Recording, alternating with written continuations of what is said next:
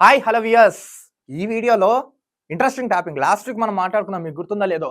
Private schools ఎలా దోచుకుంటున్నాయని part 1 మనం మాట్లాడాం. అసలు ఈ ప్రైవేట్ స్కూల్స్ ఆగడాలు రోజు రోజుకి పేటరేగిపోతున్నాయండి.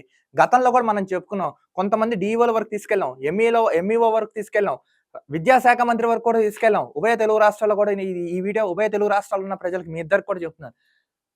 ప్రైవేట్ స్కూల్ ఆగడాలు భయంకరంగా పెరుగుతున్నాయండి. ఫీజుల రూపంలో దోచేస్తున్నారండి. గతంలో చెప్పుకున్నాం.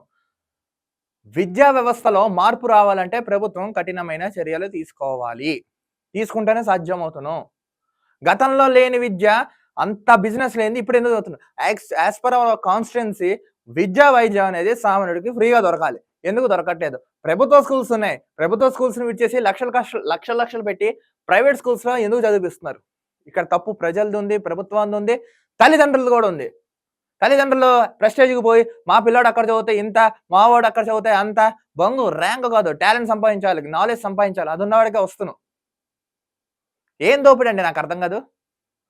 మొన్న నేను ఒక స్కూల్‌కెళ్ళా. ఒక స్కూల్ కాల్ చేశా ఒక ప్రిన్సిపల్‌కి. ప్రిన్సిపల్‌కి కాల్ చేసి ఏంటి అవినీతి దోపిడీ చేస్తుంటే, మా ఇష్టం అండి. మా ఇష్టం దోచుకుంటాం. పోతా ప్రాణాలుగా పోయేది మాకెందుకని ఇష్టారీతిలో సో కాల్డ్ ప్రిన్సిపల్ మాట్లాడుతున్నాడు స్కూల్ నుంచి. పేరు కూడా చెప్తా, శ్రీ చైతన్య స్కూలే చెప్తున్నా నేను. వాళ్ళు మన రక్త మాంసాలు పీల్చి పిప్పి చేస్తున్నారు. మనకు అర్థం కావట్లేదు. స్కూల్స్ షూస్ నుంచి, బుక్స్ నుంచి, టైస్ నుంచి మొత్తం అన్ని డ్రెస్సు, బుక్స్ ఇంతగలు అంతా చేసేసి మళ్ళీ ఎగ్జామ్ ఫీజ్ ఫ్రీ, ఇవి ఫ్రీ, భయంకరంగా దోపిడీ చేసేస్తున్నాడండి. భయంకరంగా. ఢిల్లీ లాంటి సిస్టమ్ దేశం మొత్తం ఎందుకు ఇంప్లిమెంట్ అవ్వట్లేదు? ఢిల్లీ లాంటి సిస్టమ్ దేశం మొత్తం ఎందుకు ఇంప్లిమెంట్ అవ్వట్లేదు? దీనికి సమాధానం చెప్పండి ఎవరైనా. విద్యా వైద్యం సామాన్యుడికి ఇచ్చేస్తే కొంచెం మనీ సేవ్ చేయగలుగుతాడు. వాడు కొంచెం ఆర్థికంగా ఎదగలుగుతాడు. నెక్స్ట్ వాడికంటూ ఒకడు పేదరిక నిర్మూలన అవుతును. అవి విడిచేసి ఫ్రీ బస్ స్కీమ్ పెడతాను, బస్ కింద ఏలేడతాను, పంచదార ఇస్తాను, ఉచిత విద్యుత్ మాకు అవేం వద్దు. విద్యా వైద్యం ఇచ్చినోడే అసలైన సరైన కరెక్ట్ ప్రభుత్వం అది. మార్కుళ్ళు, ఒత్తిళ్ళు, ఎగ్జామ్స్ ఏందా ఇది నాకు అర్థం కాదు. మీ బొంగులో చదువులు మీరు. అటు lecturers, teachers, professors, parents, next society అందరూ ఇదే రీతిలో ఉన్నారు.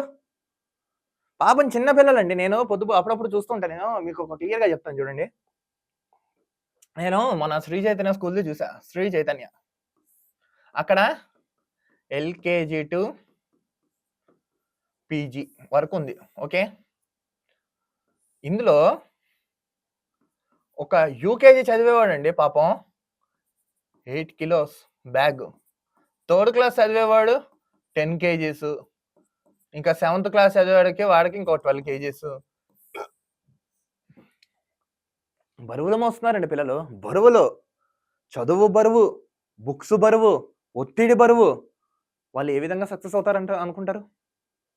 పోనీ వాళ్ళకేమన్నా కష్టపడి చదివి ఒక 100కి ఒక 72 మార్కులు వస్తే నా సావిరంగా ఈళ్ళని సిర్రాట ఆడతారండి ఈన్ని.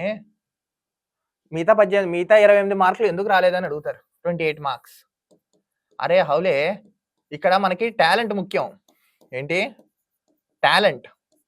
టాలెంట్ చూసుకోకుండా మార్క్స్ చూసుకుంటారా? 100కి వచ్చినోడు ఏమన్నా 100కి 100 వచ్చినోడు ఏమన్నా పీకి కట్టలు కట్టేది ఏమైనా ఉందా?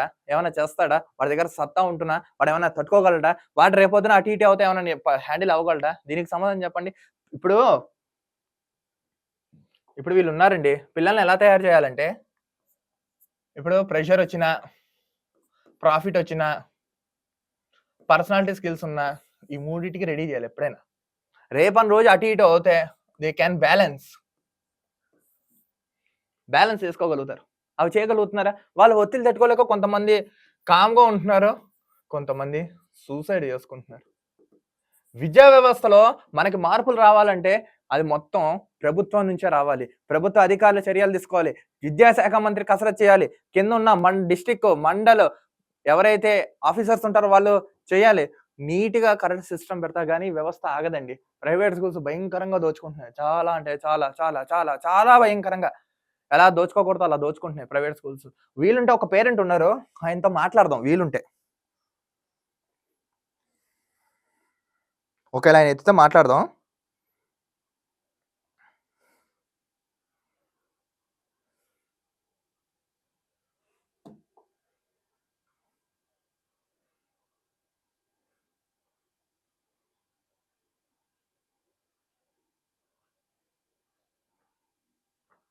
చాలండి. వీళ్ళ అవినీతి ఇంతా అంతా గాదు.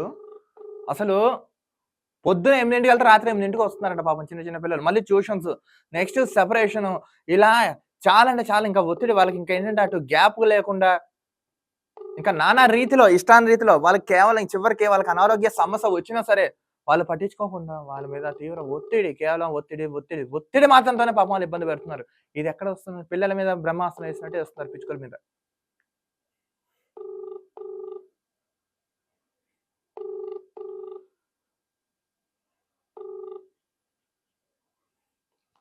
అతట్లే బహుశా. ఈ పేరెంట్ మళ్ళీ ఈసారి కాల్‌లో వస్తా తీసుకుందాం. ఒత్తిడితో అయిపోతున్నారండి. ఇప్పుడు ఒక స్టూడెంట్ చెప్తున్నారు. ట్రాన్స్‌పోర్ట్ సిస్టమ్ సరిగ్గా ఉండట్లేదంట. వాటర్ ఫెసిలిటీ సరిగ్గా ఉండట్లేదంట. క్లీన్‌నెస్ సరిగ్గా ఉండట్లేదంట. ఫైర్ సేఫ్టీ సరిగ్గా లేదంట. ఎమర్జెన్సీ ఏమైనా వస్తే అదేంటి ఏమైనా జరుగుతా బయటకి రావడానికి లేదంట. అసలు విజన్ లేకుండా కొన్ని చాలా అంటే చాలా స్కూల్స్ నడిపించేస్తున్నారంట ఇష్టాన్ని రీతిలో. ప్రభుత్వం ఎట్టి పరిస్థితుల్లో ఫోకస్ చేయండి. మళ్ళీ చెప్తున్నా మీకు. దయచేసి ఫోకస్ చేయండి. లేదా విద్య గనక వ్యాపారం అయిపోయిందనుకోండి ఈ దేశంలో ఆల్రెడీ అయిపోయింది. ఇంకా అయిపోయిందనుకోండి స్కూల్‌కెళ్ళాలంటే భయమేస్తుంది. స్కూల్‌కెళ్ళాలంటే భయమేస్తుంది. రానున్న రోజుల్లో చదువులుండవు. ఇప్పుడు Dubai, Saudi, America, London, Spanish, Germany, Russia ఈ దేశాలు తీసుకోండి. క్వాలిటీ ఆఫ్ ఎడ్యుకేషన్ అక్కడ చాలా బాగా ఇస్తున్నారు. విద్యార్థులు కూడా అలా తయారవుతున్నారు. విద్యని విద్యగానే చూస్తున్నారు వాళ్ళు. బిజినెస్‌లో చూడట్లేదు. అందుకే వాళ్ళు ఎంతో కొంత మనుగడ సాధించారు. వెళ్ళగలిగారు. టీచర్స్ అలానే ఉన్నారు. నేను చెప్తున్నాను కదా! మొత్తం వ్యవస్థ మారాలంటే ప్రభుత్వం కంట్రోల్ చేయాలి. ఈ వీడియోని మాక్సిమం మీ డిస్ట్రిక్ట్ ఎంఈఓలు, డీఈఓలు అందరూ చెక్ చేసి కరెక్ట్‌గా జనానికి ఉపయోగపడేలాగా మీరు ఫార్వర్డ్ చేసి స్కూల్స్ నియంత్రణ ఆగి నెక్స్ట్ మీ కమిషన్‌లు ఆపి సామాన్యుడికి న్యాయం చేస్తారని కూడా నేను అనుకుంటున్నాను. ఇంకా 2, 3, 4 భాగాలున్నాయి. ప్రతి ఒక్క ఎపిసోడ్‌లో క్లారిటీగా మనం చర్చించుకుందాం, మాట్లాడుకుందాం, తెలుపుకుందాం. లాస్ట్ బట్ నాట్ లీస్ట్ మీ అందరికి ఒకటి చెప్తున్నాను. ఈ దేశంలో విద్య, వైద్యం తప్ప ఏది ఫ్రీగా ఉండకూడదు. అది కూడా మంచి కార్పొరేట్ లెవెల్‌లో ఉండాలి ఈ 2 వ్యవస్థలు. అప్పుడే రాష్ట్రం గాని, దేశం గాని బాగుపడి నంబర్ 1 స్థానంలో ఉంటాయి. ఈ 2 మినహాయించి ఏం చేసినా ఆ రాష్ట్రం గాని, దేశం గాని సత్యనాశనం, సర్వనాశనం. తస్మాత్ జాగ్రత్త గుర్తుపెట్టుకొని ఉండండి.